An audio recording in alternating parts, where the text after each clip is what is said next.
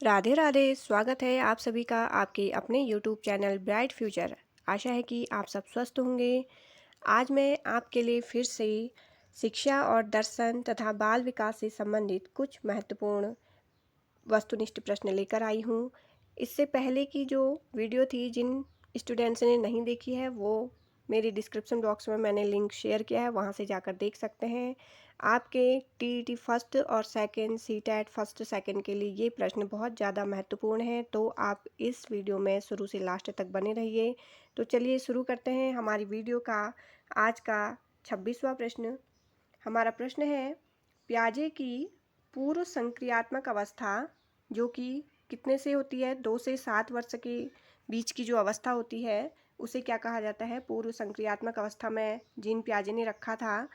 इसमें बच्चा किस प्रकार की सोच प्रदर्शित करता है?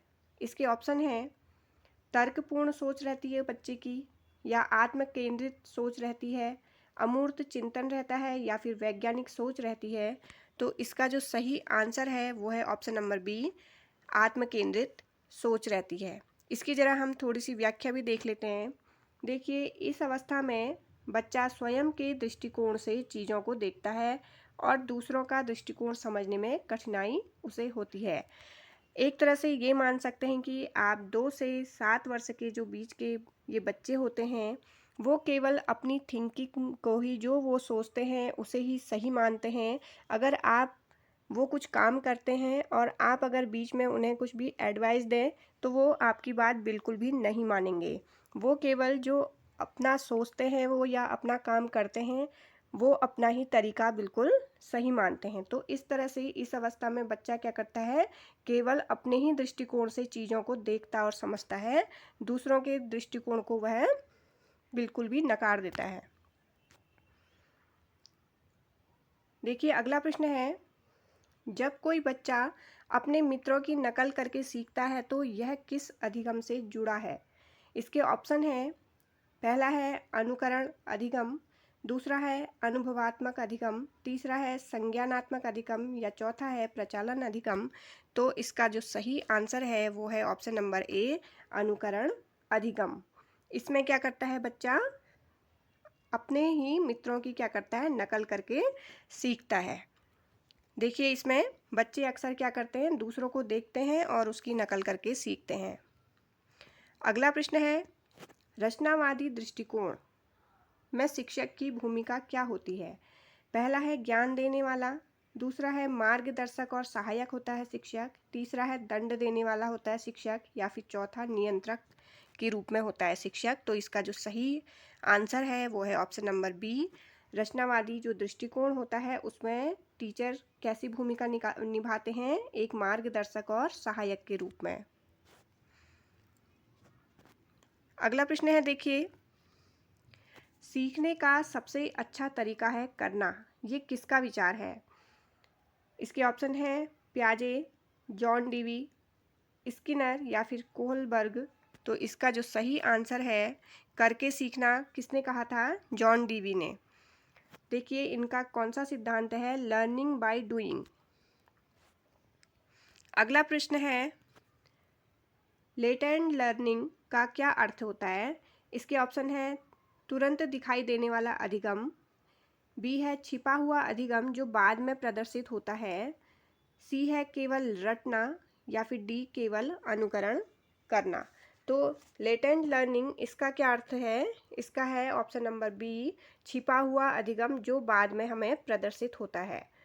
देखिए, कभी कभी बच्चे, आप क्लास में कुछ उन्हें बताइए तो आपको बिल्कुल भी वो किसी भी आंसर पर रिएक्ट नहीं करते हैं, लेकिन अगर आपके स्कूल में कभी जीके क्विज कंपटीशन हो या साइंस का कुछ भी एग्जीबिशन वगैरह हो, तो बच्चे क्या करते हैं, उसमें अपनी क्लास में जो भी उन्होंने सीखा है उसे ज़रूर प्रदर्शित करने की कोशिश करते हैं। तो इसे ही क्या कहा जाता है? Latent learning.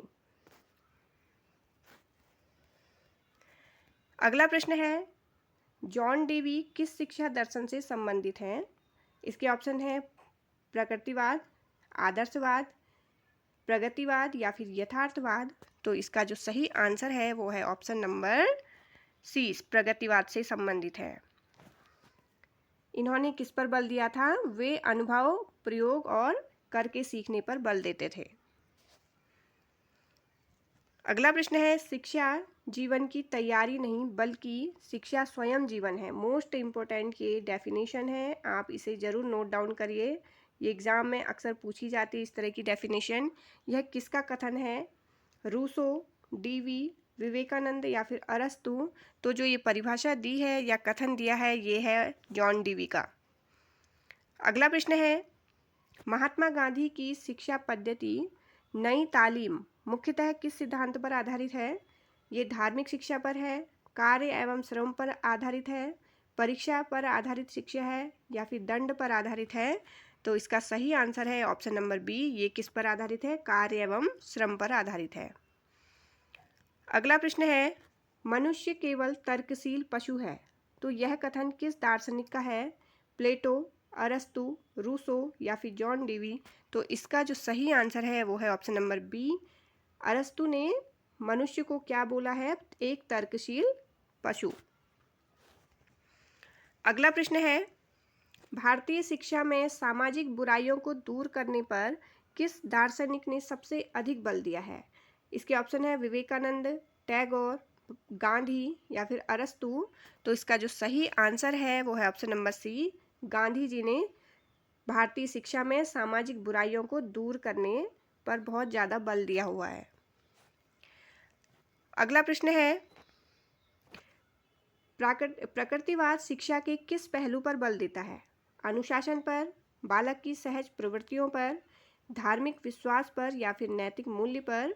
तो इसका सही आंसर है ऑप्शन नंबर बी, बालक की सहज प्रवृत्तियों पर। तो प्रकृतिवादी जितने भी थे वे क्या मानते थे कि शिक्षा बालक की जो स्वाभाविक प्रवृत्तियां हैं उसके अनुसार ही होनी चाहिए।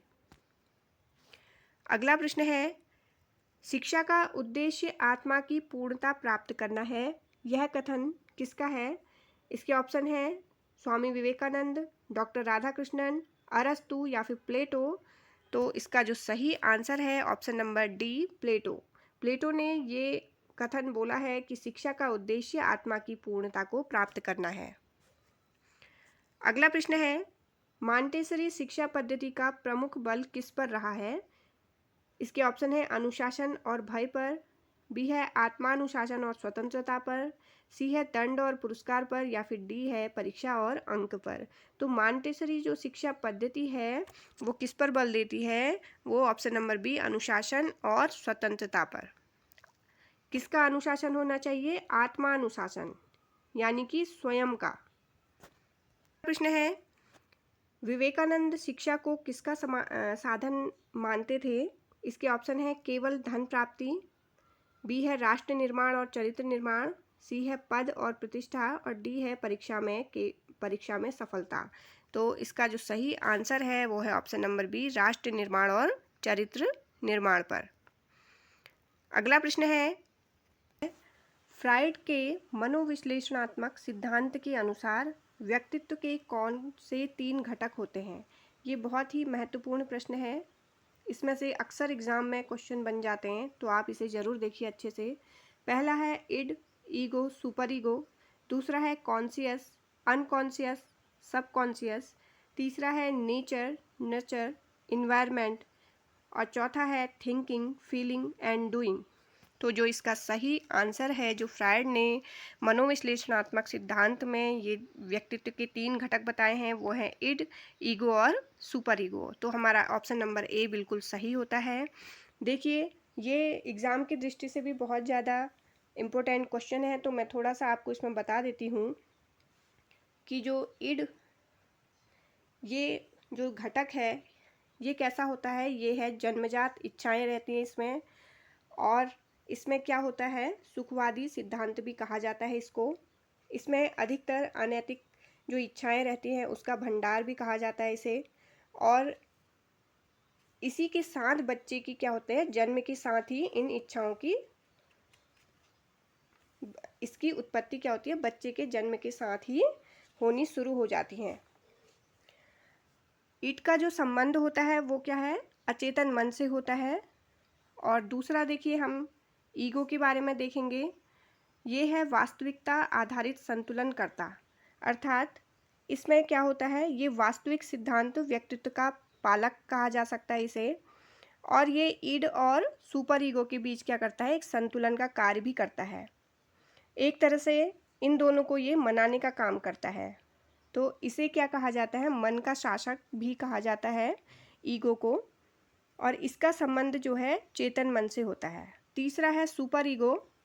ये है नैतिक मूल्य और सामाजिक नियम इसके अंतर्गत आते हैं। इसे आदर्शवादी सिद्धांत भी कहा जाता है और इसमें आध्यात्मिकता की ओर रुझान रहता है और नैतिकता और आदर्शवादी विचार इसमें उत्पन्न होते हैं। तो इस तरह से ईड, ईगो और सुपर ईगो में फ्राइड में ने हमारे जो मनोविश्लेषणात्मक सिद्धांत है उसमें 3 घटक इस तरह से इन्होंने बांटे हैं। अगला है इंट्रोवर्ट और एक्सट्रोवर्ट व्यक्तित्व वर्गीकरण किस मनोवैज्ञानिक ने दिया था। पहला है कार्ल जुंग, फ्रायड, पियाजे या फिर स्किनर। तो इसका जो सही आंसर है वो है ऑप्शन ए, कार्ल जुंग ने इंट्रोवर्ट और एक्सट्रोवर्ट व्यक्तित्व वर्गीकरण किया था। देखिए, इन्होंने जुंग ने व्यक्तित्व को 2 भागों में बांटा था। इंट्रोवर्ट, जिसे अंतर्मुखी भी कहा जाता है, इसमें क्या होते हैं, अकेलापन पसंद रहता है और विचारशील रहते हैं, बहुत ज़्यादा सोचते हैं। जो व्यक्ति अकेले में रहेगा वो विचारों में ही रहता है, बहुत ज़्यादा सोचता है। और दूसरा है बहिर्मुखी। ये कैसे होते हैं, सामाजिक, यानी कि समाज में बहुत ज़्यादा उठते बैठते हैं, सामाजिक रहते हैं ये। और क्या होता है, इन्हें कार्य के प्रति क्या होता है, उत्साह रहता है। अगला प्रश्न है व्यक्तित्व वह है जो व्यक्ति का अद्वितीय ढंग से बाहरी वातावरण पर प्रतिक्रिया करने का तरीका है। यह परिभाषा किसकी है। तो इसके ऑप्शन है ऑलपोर्ट, मुरे, जुंग और चौथा है एडलर। तो इसका जो सही आंसर है वो है ऑप्शन नंबर ए, ऑलपोर्ट ने कहा है, यह परिभाषा दी है कि व्यक्तित्व वह है जो किसी व्यक्ति का अद्वितीय ढंग से बाहरी वातावरण पर प्रतिक्रिया करने का तरीका है। अगला प्रश्न है व्यक्तित्व विकास पर वातावरण का सबसे बड़ा प्रभाव पड़ता है, यह किसका मत है। तो इसके ऑप्शन है फ्रायड, स्किनर, पियाजे या फिर जुंग।